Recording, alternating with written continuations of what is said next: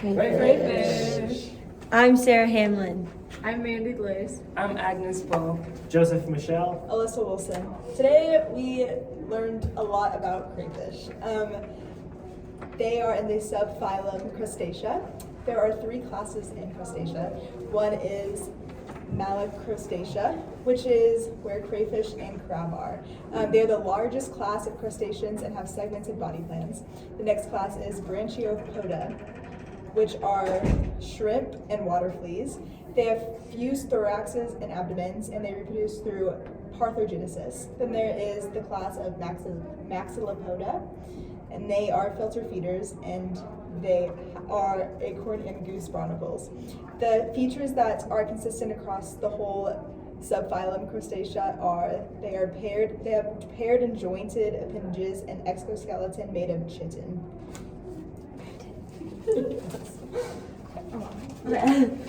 So today we looked at the crawfish, which falls under the class of Malacostraca. They have a bilateral symmetry, and they are segmented. They have a head, thorax, abdomen, and then 5 pairs of walking legs. It does show some form of cephalization, one of those two, because it has ganglia and brain, which are connected by 2 ventral ganglia cords, which monitor the sensory nerves.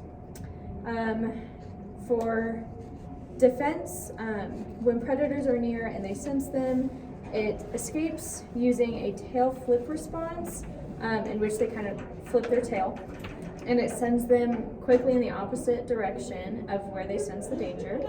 And then for respiration, they have this thing called a carapace, which is essentially like a shield, and it is the way it's aligned backwards from the mouth or the head allows water in to have the crayfish have a constant flow of oxygen, and it has an open circulatory system, meaning that blood is not always contained within the heart or blood vessels.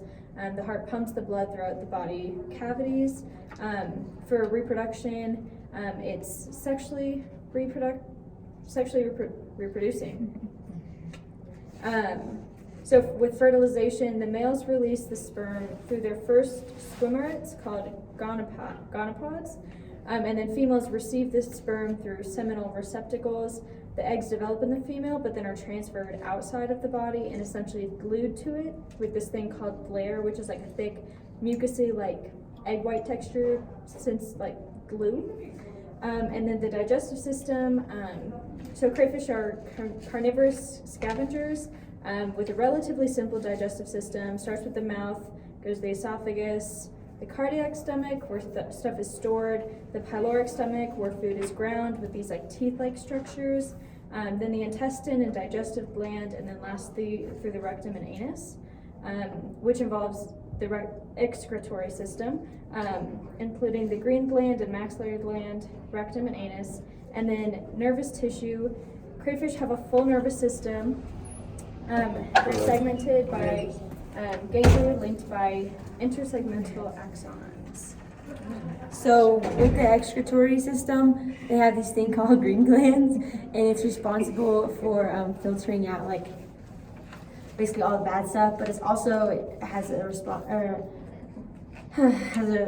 role in reabsorbing sugars and other ions. But for the most part, it just gets rid of the waste.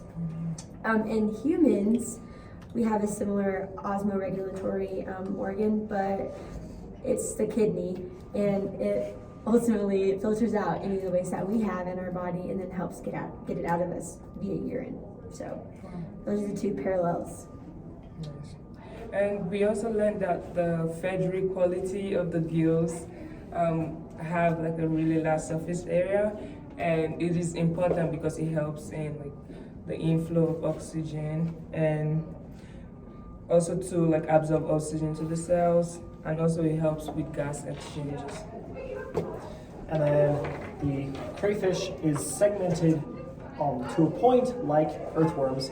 It has the crayfish is divided into 2 segments, the cephalothorax and the abdomen. The cephalothorax has 2 parts, the thorax and the head, but they're pretty much connected.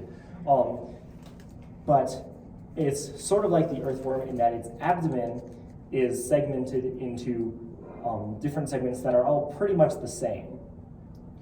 There are a few specialized ones, but other than that, they are nearly identical, just like most of these segments on an earthworm. Thanks.